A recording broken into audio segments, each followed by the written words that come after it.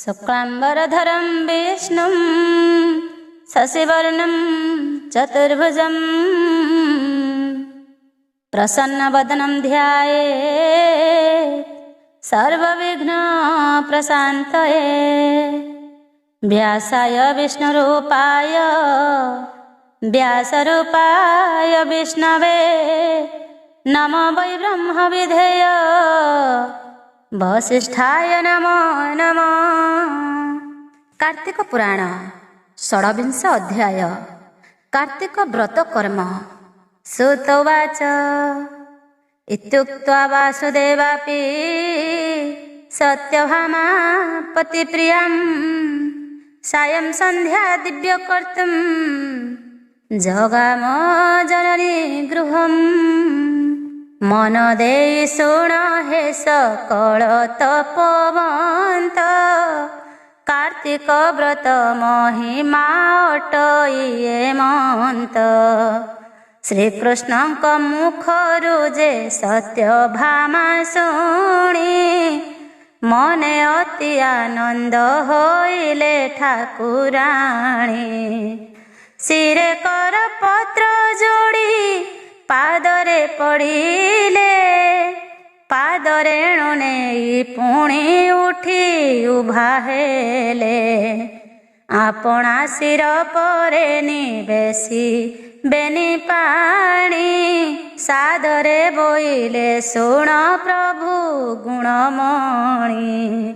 स्वयं प्रभु आपणक अपार महिमा कर्ण पथरे शुणी लभिली सुख सीमा। केवल मु आपणकु मागुअछि एते अनुकंपा चिते प्रभु दया कर मोते। कार्तिक व्रतर जे जे बण धर्म फल केते हैं कबेले ताहा नहिब विफल। एतिकी सुदया प्रभु मो उपरे थाउ श्रीकृष्ण बोइले सर्वशुभे अस्तु हेउ। सत्यभामांकु एमंत कहिदेव हरि निज भुवन को नेले प्रिया कर धरी। आहे मुनि गण सर्वे एक मने शुण कार्तिक महाव्रत रे अछि जेते गुण। सकल व्रत मध्ये कार्तिक व्रत सार भवन दिकिए हाटई कर्णधार। एहि व्रत गोटी की जे भजे ज्ञान करी कार्तिक मासरे रहे विष्णु आश्रा करी। हर्षे कर स्नान हविष दीपदान तुलसीर मूलरे करंती उद्यापन। एहि चारि भावरे जे विष्णु पादे भोजे सेहिटी जानई सीते चतुर्वर्ग भुंजे। सूतंक मुखरु मुनि माने एहा शुणी पूछंती हे मुनि बर कह परिमाणी। जेते बेले आपण कले पुण्य फल सबुंक परे करी कार्तिक व्रत मूल। जे बण जनटी जान कार्तिक न करी से जन गोटिक जेबे संसारु न तरी। एही कथा गोटिए बे कहिल आपण एणु करी पचारुछु संधि कथा मान। जे बण जन जे जाने कार्तिक महिमा किय बा पुणी नथिब व्रत श्रुति सीमा। जे बण जन व्याधिरे पीड़ित जे थिब अथवा प्रकाशे रही किछि न जानिब। कार्तिक व्रत आगमे संकल्पी मनरे करिब कार्तिक स्नान मुक्ति आशारे। कार्तिक निकटे जेहु विचारे मन्त जदि ताहाकु पड़ई जीवन संकट।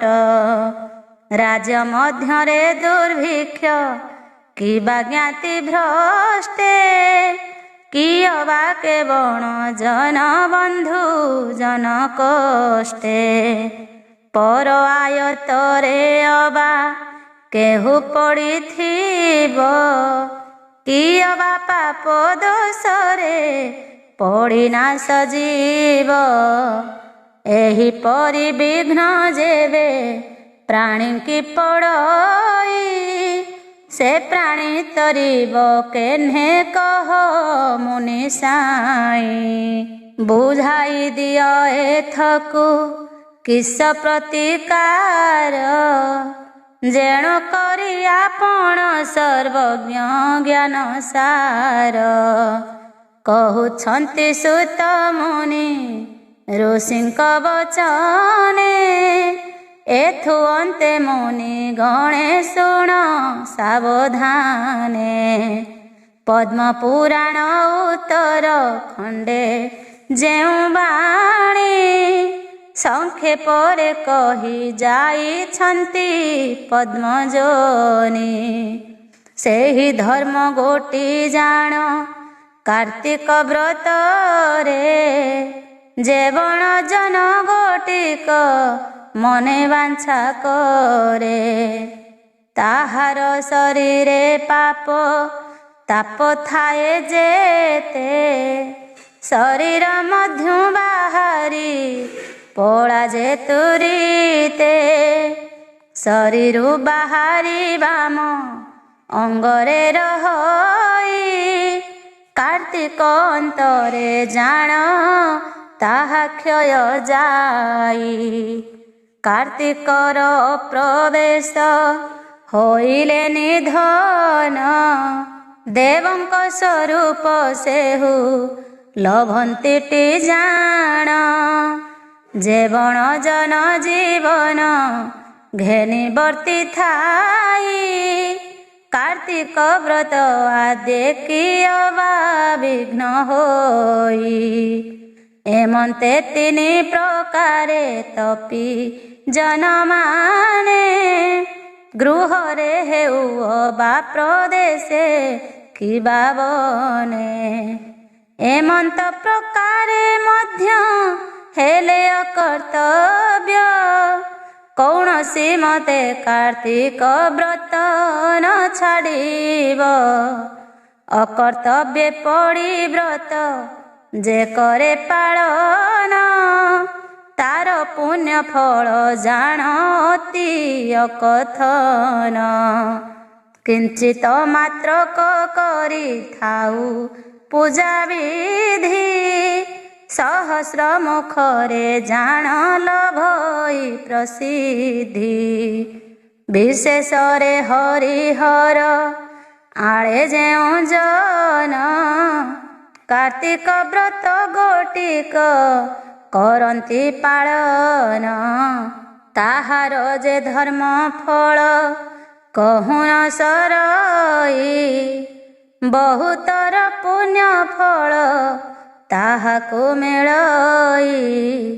एही हेतु स्थल भाग जहि न देखिब अन्य देवता मानंकु जतने पूजिब। जेवण ठारे जदि न थिब देव आळ तुलसीर मूले ताहा पूजिब सकळ। जदि अबा तुलसीर वृक्ष न देखिब जतन करी धात्री वृक्षकु आराधिब। जेवण लोकंक जान ଚିକଣ ନ ମିଳି ଯତନ ଭାବେ ପର ଯୋଗରେ ପ୍ରତିପାଳି। ଶାସ୍ତ୍ରେ କହିଛି କି ଦ୍ରବ୍ୟ ଉଦ୍ଯାପନ ବିଧି, ବିପ୍ରଙ୍କ ବଚନେ ଜାଣ ହୁଏ ଫଳ ସିଦ୍ଧି। ବିପ୍ର ବୈଷ୍ଣବ ଜନଙ୍କୁ ଯଦ୍ୟପି ଦେଖିବ, ବିଷ୍ଣୁଙ୍କ ଦର୍ଶନ ତୁଲ୍ୟ ତାହାଙ୍କୁ ମଣିବ। ପୂଜନାର୍ଥେ ସୁସ୍ଥାନ ଯଦ୍ୟପି ନ ପାଇବ, ବଟ ସ୍ୱସ୍ଥ ମୂଳେ ବହନ ହୋଇଯିବ।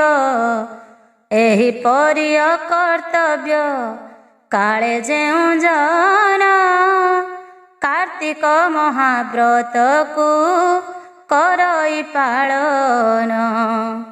କିଞ୍ଚିତ ଆରାଧ୍ୟେ ମଧ୍ୟ ବହୁ ପୁଣ୍ୟ ପାଇ, କାର୍ତ୍ତିକ ବ୍ରତ ମହିମା ଏମନ୍ତ ଅଟଇ।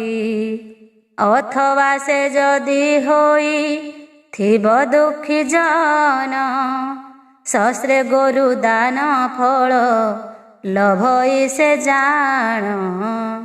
ବିଷ୍ଣୁଙ୍କ ଶ୍ରୀମୁଖ ବାଣୀ ଅଟଇ ଯେହି, ତିଳେ ମାତ୍ରକ ଏଥିରେ ସଂଶୟ ଯେ ନାହିଁ। ଏଣୁଟି କାର୍ତ୍ତିକ ବ୍ରତ ସ୍ନାନ ଦୃଢ଼ ବନ୍ଧେ କର, ମାଛ ମାଂସ ସୁରାପାନ ସବୁ ପରିହର। ରାଗ ହିଂସା ଅହଙ୍କାର ସବୁ କରି ତେଜା, ତୁଳସୀର ମୂଳେ ତ୍ରିସନ୍ଧ୍ୟାରେ କର ପୂଜା। ବିଷ୍ଣୁଙ୍କ ଶ୍ରୀମୁଖ ବାଣୀ ଅଟଇ ଯେହି, ତିଳେ ମାତ୍ରକ ଏଥିରେ ସଂଶୟ ଯେ ନାହିଁ। ଏଣୁଟି କାର୍ତ୍ତିକ ବ୍ରତ ଦୃଢ଼ ବନ୍ଧେ କର, ମାଛ ମାଂସ ସୁରାପାନ ସବୁ ପରିହର। ଲକ୍ଷ୍ମୀ ନାରାୟଣ ନାମେ ଦିଅ ଦୀପଦାନ, କର୍ଣ୍ଣପୂତ କରି ଶୁଣ କାର୍ତ୍ତିକ ପୁରାଣ। ପାଇବ ମୁକ୍ତି ଗତି ଅନ୍ତେ ସ୍ୱର୍ଗବାସ, କାର୍ତ୍ତିକ ପୁରାଣେ ଭଣେ ନାକପାଳ ଦାସ। ଇତି ଶ୍ରୀ ପଦ୍ମପୁରାଣେ ଉତ୍ତରଖଣ୍ଡେ कार्तिक व्रत विहित कर्म कथने भक्त नाकपाल कृते नाम षड्विंश अध्याय। सप्तविंश अध्याय त्रयोदेव स्थावर चरित। ऋषयोवाच कथं त्वया स्वस्थवट गो ब्राह्मण सुगौ कृतौ सर्वेभ्योऽपि तरुभ्यमु कस्मात् पूज्यतमो मते। सुतंको अनाई पचारंती मुनिगण जाहा कहिले आपण शास्त्रे विद्यमान।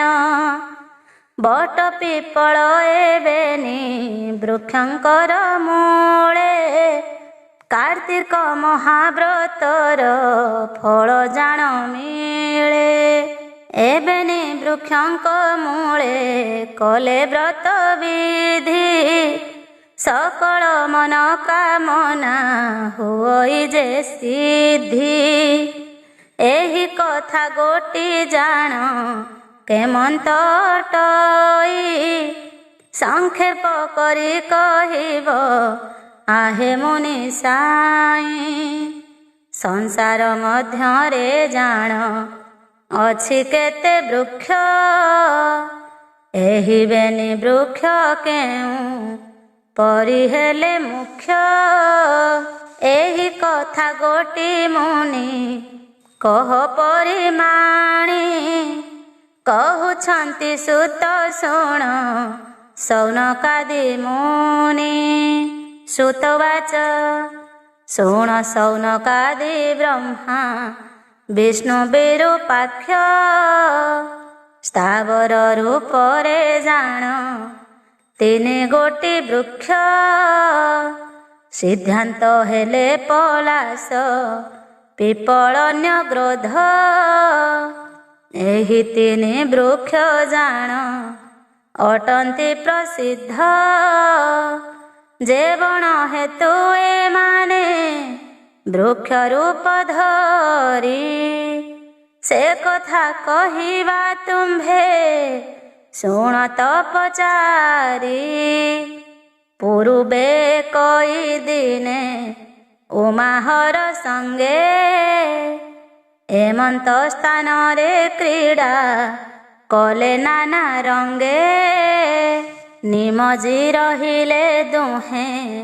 କନ୍ଦର୍ପ ବିଳାସେ ଏମନ୍ତ ଭବିଷ୍ୟ ଦେଖି ଜାଣିଲେ ତ୍ରିଦଶେ ବ୍ରହ୍ମାଙ୍କ ସହିତେ ଜାଣ ସର୍ବବ୍ରହ୍ମ ରାଶି ଏକାନ୍ତ ସ୍ଥାନରେ ସର୍ବେ ଚିନ୍ତା କଲେ ବସି ଈଶ୍ୱରଙ୍କ ଔରସରୁ ପୁତ୍ର ଜାତ ହେଲେ ଦେବତା ମାନଙ୍କୁ ଆଉ ନ ରଖିବ ଭଲେ ଏହି ପରକାରେ ଜାଣ ଦୈତ୍ୟ ଜଳନ୍ଧର ରୁଦ୍ରଙ୍କର ଅଙ୍ଗରୁ ହୋଇଣ ଅବତାର ଦେବତା ମାନଙ୍କୁ ନାନା କଷ୍ଟ ଦେଲା ସେହି ସେ କାଳ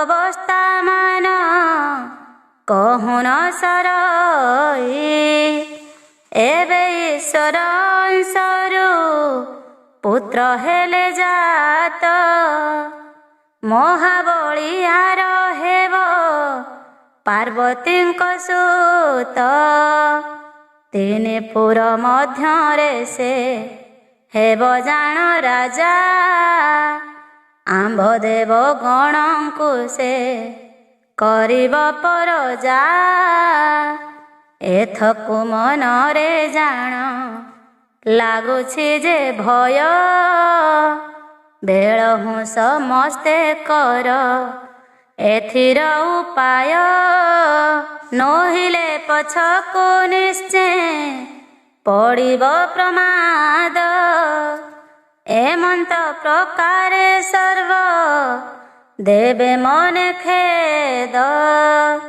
ଏହିପରି ଦେବତାଙ୍କ ମନ ଦୁଃଖ ଜାଣି ବିଷ୍ଣୁଙ୍କୁ ଚାହିଁ ବୋଇଲେ ଦେବକୁଶ ପାଣି ଯେଉଁ କଥା ଗୋଟି କହୁଛନ୍ତି ଦେବଗଣ ଏହି କଥା ଗୋଟି ସିନା ଅଟଇ ପ୍ରମାଣ ଆପଣ ଅଟନ୍ତି ସ୍ୱୟଂ ଜଗତ ଠାକୁର ବିଚାରି ଏଥକୁ ପ୍ରଭୁ କର ପ୍ରତିକାର ବ୍ରହ୍ମାଙ୍କ ବଚନ ଶୁଣି ଦେବ ଜଗଜ୍ୟୋତି ସ୍ୱାଦରେ ବୋଲନ୍ତି ତୁମ୍ଭେ ଶୁଣ ବେଦପତି ଆପଣ କହିଲେ ଯାହା ଜଗଜ୍ଜନ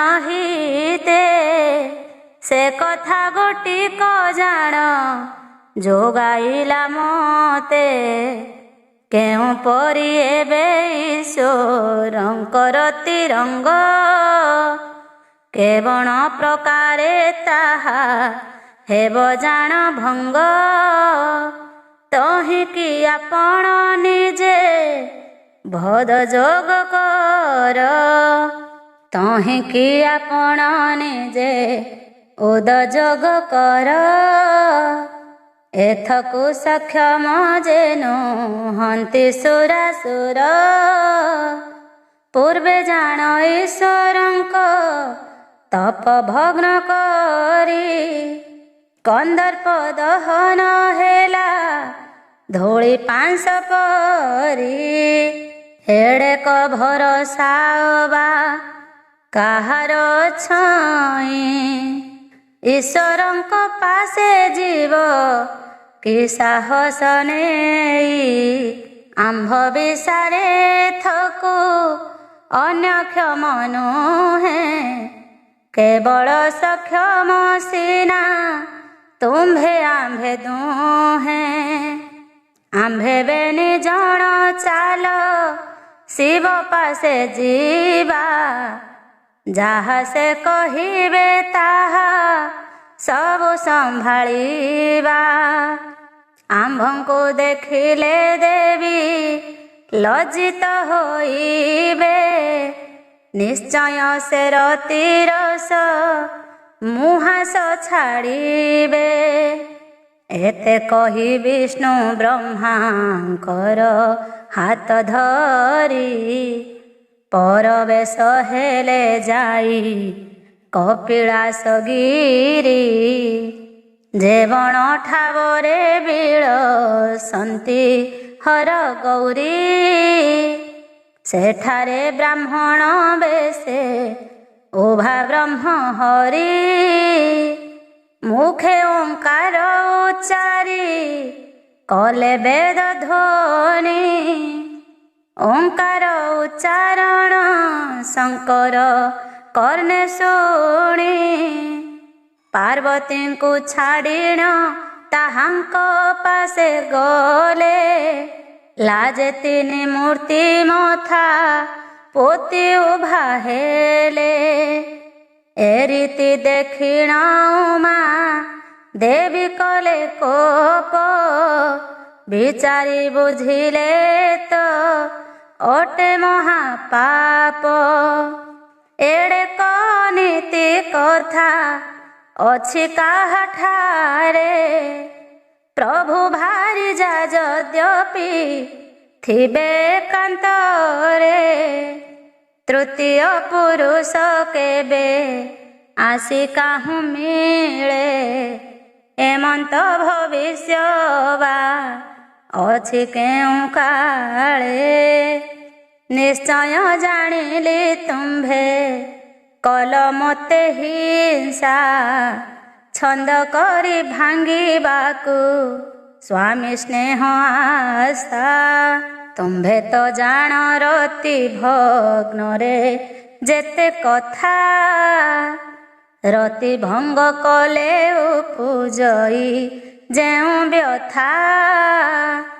ଜୀବ ମାତ୍ରକ ସର୍ବେ ଜାଣନ୍ତି ରତି ସୁଖ ତହିଁର ବିଚ୍ଛେଦେ ଜାଣ ହୁଏ ଯେତେ ଦୁଃଖ। କେବଳ ସିନା ତାହା ନ ଜାଣନ୍ତି ବିଟପେ ତୁମ୍ଭର ଜ୍ଞାନ କିମ୍ପାଇଁ ହେଲା ସେହି ରୂପେ।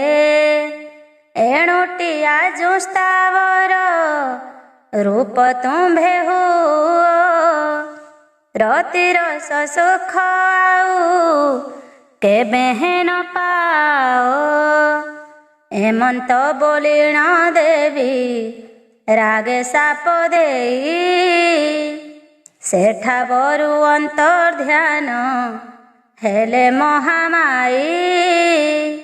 ସାପ ପାଇ ତିନି ଜଣ ବ୍ରହ୍ମା ବିଷ୍ଣୁ ହର ପ୍ରତ୍ୟକ୍ଷରେ ତିନି ଜଣ ହୋଇଲେ ସ୍ଥାବର। ବେଦପତି ରହିଲେ ପଲାଶ ରୂପ ଧରି ପିପଳ ବୃକ୍ଷ ତନୁ ଧଇଲେ ଦେବ ହରି। ଆପଣେ ସେ ମହାଦେବ ହେଲେ ବଟ ବୃକ୍ଷ ଏଣୁ ସ୍ଥାବରଙ୍କ ମଧ୍ୟେ ଏହି ତିନି ମୁଖ୍ୟ। ଶୁଣି ସୌନକାଦି ମୁନି ହେଲେ କୃତକୃତ୍ୟ ସୁତଙ୍କୁ ପ୍ରଶଂସା ବାଣୀ କହିଲେ ବହୁତ। ଯେଉଁ ଜନ ଏହି ତିନି ବୃକ୍ଷଙ୍କର କଥା ଶୁଣନ୍ତେ ସକଳ ପାପ ତୁଟଇ ସର୍ବଥା। ଏଣୁ ସାଧୁ ସୁଜ୍ଞ ଜନେ ଏ ରସରେ ରସ कार्तिक मासरे साधु जन तुले बस हरि नाम को स्मरण कर शुद्ध चित्ते लक्ष्मी नारायण पारी करिबे निश्चिन्ते धन धान्य पुत्र पौत्री बढ़िब पार कार्तिक व्रत महिमा एमंत प्रकार महा महा पाप जेबे अंगे थिब रही कार्तिक व्रत पालने जाए भस्म होई कवि कृत्य पद नुहे विष्णु मुख वाणी भृत्यपणे नाक पाळ धोइला लेखनी। इति श्री पद्मपुराणे उत्तरखंडे कार्तिक पुराणे त्रयोदेवस्तावर कथने भक्तनाकपाळ कृते नाम सप्तविंश अध्याय। अष्टविंश अध्याय त्रिदेवस्तावर चरित।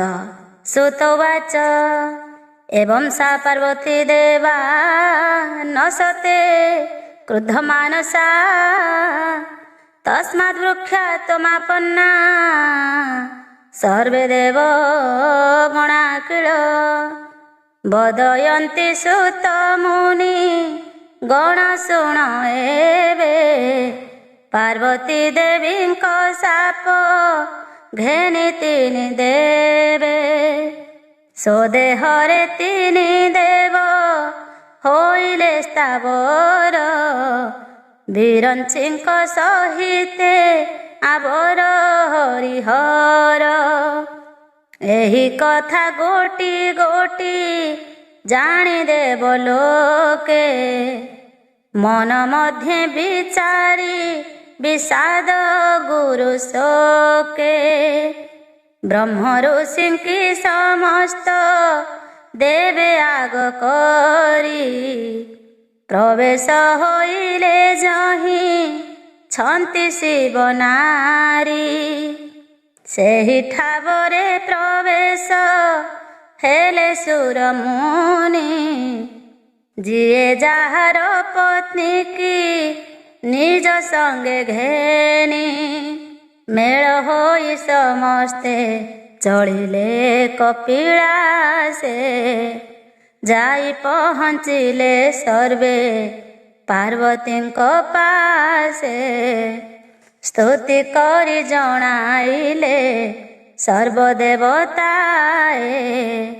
सादरे बोइले त्रम्भे आगो महामाए ब्रह्मा विष्णु शिव जे अटन्ति तिनि जण से माने अटन्ति सिना पृथ्वी की तारण जगत मध्यरे छन्ति जेते जीव जन्तु एमाने उत्पन्न तिनि जणकर हेतु आवर पुणी राजस सात्विक तामस एहांक लागि उत्पत्ति पालन विनाश एबे सेहि तिनि जण ब्रह्मा विष्णु शिव तोहर मायारे जान सेहि तिनि देव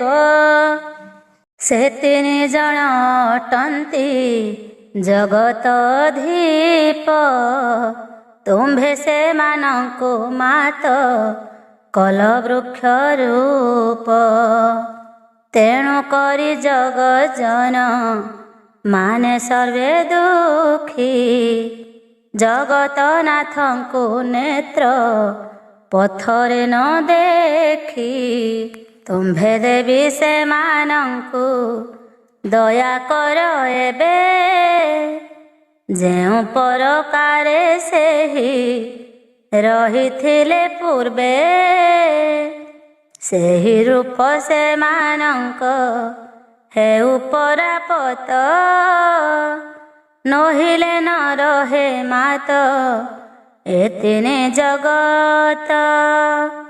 ଦେବଙ୍କ ବଚନେ ଦେବୀ ସନ୍ତୋଷ ଲଭିଲେ, ଆପଣା ସ୍ୱାମୀରେ ଦୟା ପରବେଶ ହେଲେ।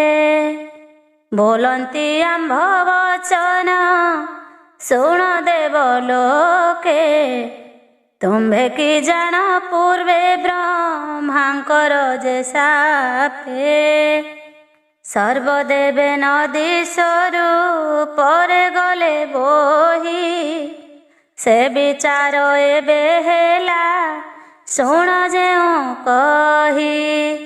ମୋତେ ହିଂସା କରିବାରୁ ହୋଇଲେ ସ୍ଥାବର, ଏମାନେ କରିବେ ସଦା ପର ଉପକାର।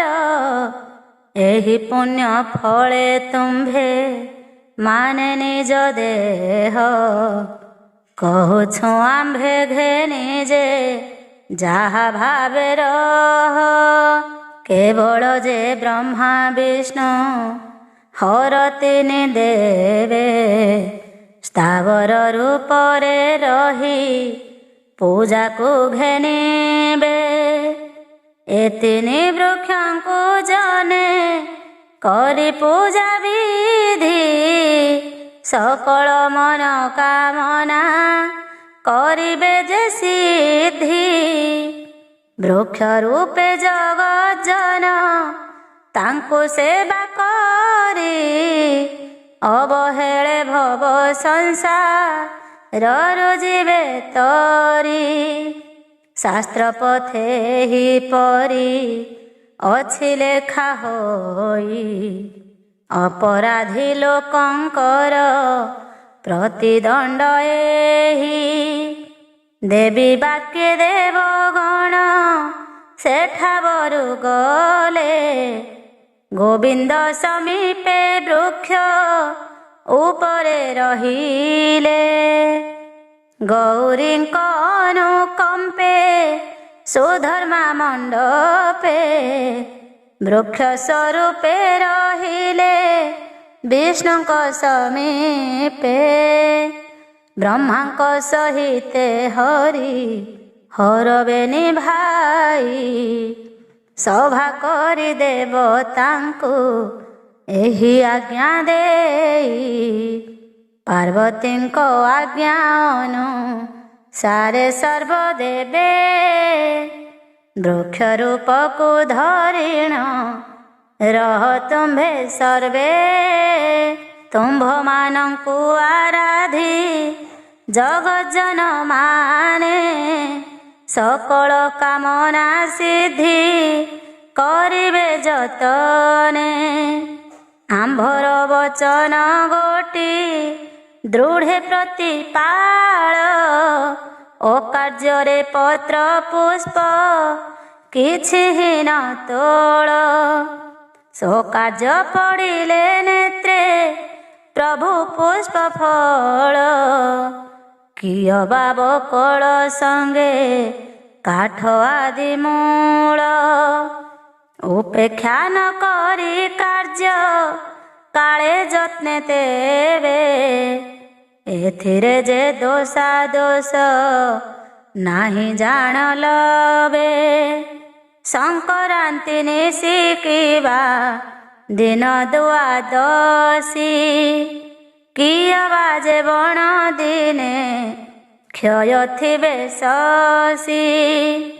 ଦେବତାଙ୍କ ଆଳରେ କି ଅବା ପଥ ପ୍ରାନ୍ତେ, ଯେ ବଣ ବୃକ୍ଷଟି ଗ୍ରୋପି ଥିବ ନିଜ ହସ୍ତେ।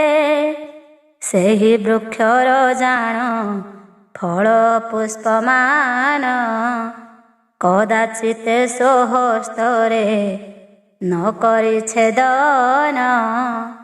ଅଜ୍ଞାନରେ ଯେଉଁ ଜନ ଛେଦନ କରିବେ, ସେହି ଲୋକ ଗୋଟି ଜାତ ହୁଅନ୍ତି ଅଛବେ। ଆବର କହୁଛୁ ତୁମ୍ଭେ ଶୁଣ ଦେବ ଗଣେ, ପଲାଶ ବୃକ୍ଷ ହୋଇ ରହିବୁ ଆମ୍ଭେ ବନେ। ବୃକ୍ଷ ରୂପେ ବ୍ରହ୍ମା ନାମ ଥିବଟି ଆମ୍ଭର, ଲୋଡ଼ିବାକୁ ଜଣେ କେହି ନଥିବେ ସଂସାର। କେବଳ ପତ୍ର ପଲ୍ଲବ ଅନ୍ୟ ସ୍ଥାନେ ବରି, ବ୍ରତ ବିହିତ ହୋମ କୁଣ୍ଡେ ସମିଧ କରି। ମୋହର ପୁଷ୍ପକୁ ନେଇ ଶିର ପରେ ଦେବେ, ଅଶେଷ ପୁଣ୍ୟ ଫଳ ସେଥିରେ ଅରଜିବେ। ଏହା ବ୍ୟତିରେ କେ ମୋର ଶରୀର ଆଣିଲେ, ତାହାର ସୁକୃତ ନାଶ ଜୀବ ଅବହେଳେ। ହରିହର ବୃକ୍ଷ କଥା କହୁଅଛୁ ଶୁଣ, ବୃକ୍ଷମାନଙ୍କ ମଧ୍ୟରେ ସେବେନି ପ୍ରଧାନ।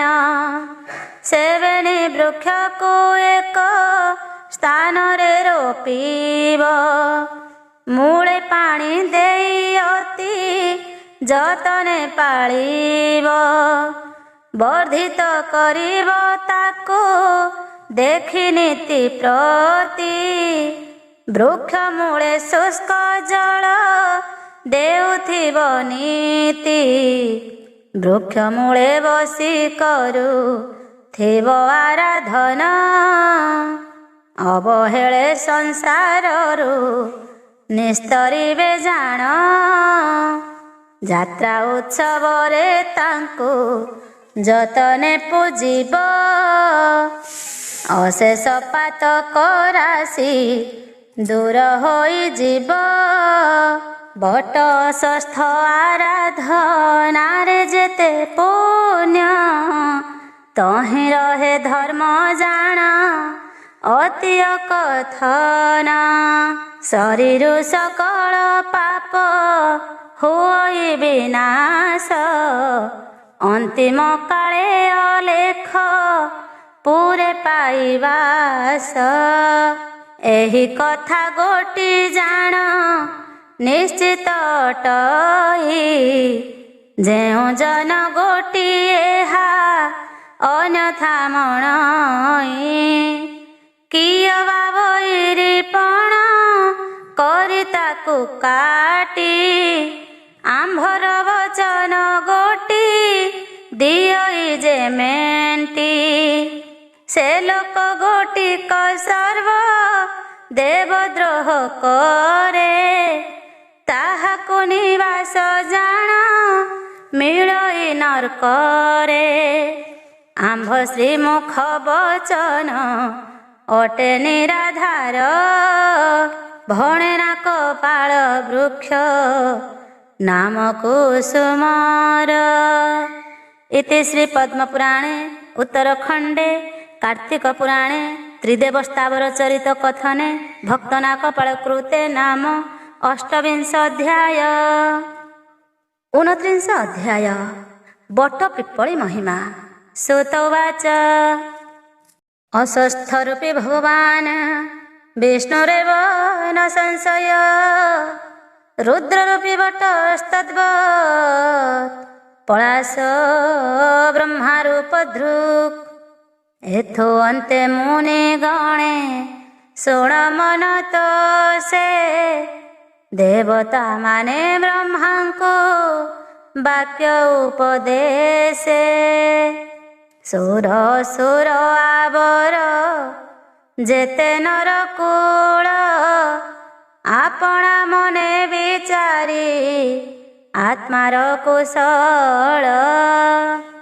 बट पिपल वृक्ष को যত্নে সেবা কলে, অশেষ দুর্গতি নাশি মুকতি লভিলে। সে চরিত এক চিত্তে শুণ মুনি জনে, যে বণ ধর্ম বট পিপল আরাধনে। গৌরীଙ୍କ ସାପ ଘେନି ପ୍ରଭୁ ମହେଶ୍ୱର, ତକ୍ଷଣେ ସ୍ଥାବର ରୂପେ ହେଲେ ଅବତାର। ଜନମ ହେଲେ ସଂସାରେ ବଟ ବୃକ୍ଷ ରୂପେ। ପ୍ରକାଶ ହୋଇଣ ସେ ରହିଲେ କଳ୍ପେ କଳ୍ପେ। ତେଣୁ ସିନା କଳ୍ପ ବୃକ୍ଷ ବୋଲି ତାକୁ କହି। ସମୟରେ ତା ନିକଟେ ପ୍ରଭୁ ଭାବଗ୍ରାହୀ। ପ୍ରଳୟ କାଳରେ ସେ ରହନ୍ତି ବାସ କରି। ଆପଣେ ବାଳ ମୁକୁନ୍ଦ ନାମ ଧରି ହରି। ସ୍ୱଭାବେ ସେ ବୃକ୍ଷ ଜାଣ ହରିହର ମୂର୍ତ୍ତି। ତେଣୁ କରି ସେ ବୃକ୍ଷରେ ଅତ୍ୟନ୍ତ ପ୍ରୀତି। ସେ ବଟ ବୃକ୍ଷ ଗୋଟିକୁ ପୂଜା କରେ ଯେହୁ। ଅଶେଷ ଯଜ୍ଞର ପୁଣ୍ୟ ଫଳ ଲଭେ ସେହୁ। ତେଣୁ କରି ସିନା ସେହି ବୃକ୍ଷକୁ ଆରାଧି। ସେ ବୃକ୍ଷ ପାଳନେ ସର୍ବ କାର୍ଯ୍ୟ ହୁଏ ସିଦ୍ଧି। ଜାଣି ଶୁଣି ଯେହୁ ବଟ ବୃକ୍ଷକୁ ହାଣଇ। ବୃକ୍ଷ ଛେଦନ୍ତେ ତାର ସୁକୃତ ନାଶ ଯାଇ। ନରକେ ପଡ଼ଇ ସେହୁ କଳ୍ପ ପରିଜନ୍ତେ। ତହୁଁ ସେ ଯାଇ ଜନମେ ଗିରି ପର୍ବତେ। କୋଲ୍ହ ମଲ୍ଲାର ରୂପ ଧରିଣ ସେ ରହଇ। ଜୀବନରେ କେବେ ତାକୁ ସୁଖ ନ ମିଳଇ। ପୁଣି ନରକରେ ଆସି ହୋଇ ପତନ। ବଟ ବୃକ୍ଷ ଛେଦିବାର ଏମନ୍ତ କଷଣ। ଏବେ ବିଷ୍ଣୁ ବୃକ୍ଷ କଥା ଶୁଣ ମନ ଦେଇ। ସେ ବୃକ୍ଷର ଧର୍ମ କଥା ଯେମନ୍ତ ଅଟଇ। ପିପଳ ବୃକ୍ଷଟି ଜାଣ ସ୍ୱୟଂ ଦେବ ହରି। ଯେ ବଣ ଜନ ତାହାକୁ ଆରାଧନା କରି। ସକଳ ଦୁଷ୍କୃତ ତାର ହୋଇ ବିନାଶ। ଅନ୍ତିମେ ବିଷ୍ଣୁ ଲୋକରେ ଯାଇ କରେ ବାସ। ଉତ୍ତମ ସ୍ଥାନ ଦେଖିଣ ଯତନେ ରୋପିବ। ସେ ବୃକ୍ଷ ମୂଳେ ଚଉରା କରିଣ ସ୍ଥାପିବ। ତାହାର ମୂଳେ ଶୀତଳ ଜଳ ଦେଇ ନିତ୍ୟେ। ପ୍ରତ୍ୟହ ପୂଜା କରିବ ଭକ୍ତିପୂର୍ଣ୍ଣ ଚିତ୍ତେ। ନବଧା ଭକ୍ତିରେ ପୂଜା କରିବ ଯତନେ। ସ୍ୱୟଂ ବିଷ୍ଣୁ ମୂର୍ତ୍ତି ବୋଲି ବିଚାରିବେ ମନେ। ସ୍ତୁତି ବଖାଣ କରିବ ଶିରେ ଯୋଡ଼ି କର।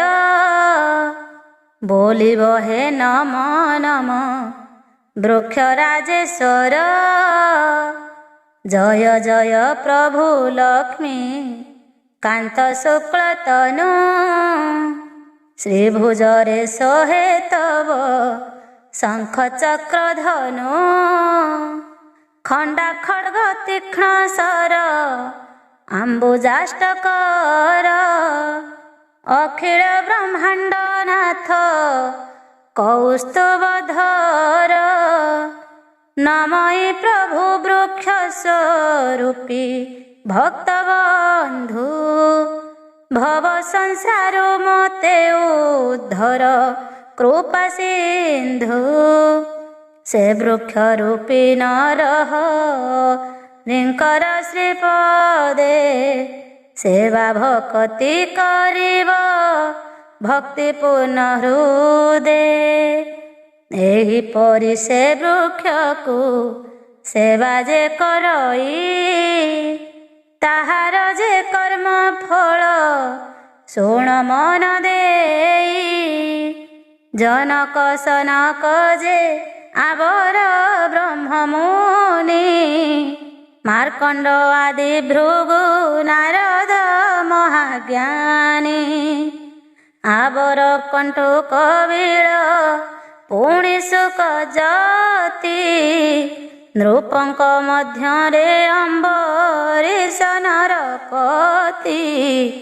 ଧ୍ରୁବ ପ୍ରହ୍ଲାଦ ଜୟ ବିଜୟ ଆବର, ସୁଶୀଳ ଅତିଶୀଳ ଯେତେକ ସିଦ୍ଧ ସାର। ସେ ଲୋକମାନଙ୍କ ଗତି ମିଳଇ ତାହାଙ୍କୁ, ସେବା ପୂଜା କରଇ ଯେ ପିପଳ ବୃକ୍ଷକୁ।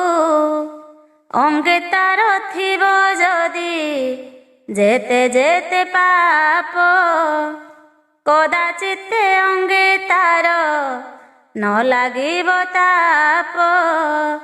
ଜୀବନ୍ତେଣ ଦିନ ହରୁ ଥାଏ ହୋଇ ସୁଖୀ, ତାହାର ବଂଶରେ ଜାଣ ଦରିଦ୍ର ନ ଦେଖି। ଯେତେ ଦିନ ପର୍ଯ୍ୟନ୍ତେ ଏ ପୃଥିବୀ ଥିବ, ସେ ଲୋକର କୂଳ ଜାଣ ପବିତ୍ର ଏ ଧ୍ରୁବ। ଆବର ପୁରାଣ ମାର୍ଗେ କହିଛନ୍ତି ମୁନି, ପିପଳ ବୃକ୍ଷ ଅଟଇ ଚଉବର୍ଗ ଦାନୀ। କେବଳ ଆତ୍ମା ସୁଧାର୍ଥେ କରିଥିବ ମୂଳ, ତାହାକୁ ସେବିଲେ ଜାଣ ଲଭେ ପୁଣ୍ୟ ଫଳ। ଯେ ବଣ ବୃକ୍ଷ ମହିମା ଅଟଇ ଅଶେଷ, ଖୋଜିଲେ ନ ମିଳେ ତାର ଗୁଣ ସୀମାଲେଶ। ପୁରାଣେ ଅଛି ଅଶ୍ୱତ୍ଥ ବୃକ୍ଷ ମୂଳେ ବିହି, ବ୍ରହ୍ମମୁନିଙ୍କି ସଙ୍ଗତେ ଘେନିଛନ୍ତି ରହି। ସିଦ୍ଧଗଣ ତୁଲେ ହରି ଘେନି ସଦା ଶିବ, ଦଳ ବଳ ବିଶ୍ରାମ କରନ୍ତି ବୃଷଠାବ। ସକଳ ତୀର୍ଥ ପିପଳ ବୃକ୍ଷେ ଥାନ୍ତି ହୋଇ, ବିଷ୍ଣୁ ଭକ୍ତ ମାନେ ତହିଁ ପଣ ପଣ ହୋଇ। ଏଣୁ କରି ସିନା ମହା ସ୍ଥାବର ପିପଳ, ପ୍ରତ୍ୟକ୍ଷରେ ଅଟଇ ସେ ନାରାୟଣ ତୁଲ୍ୟ।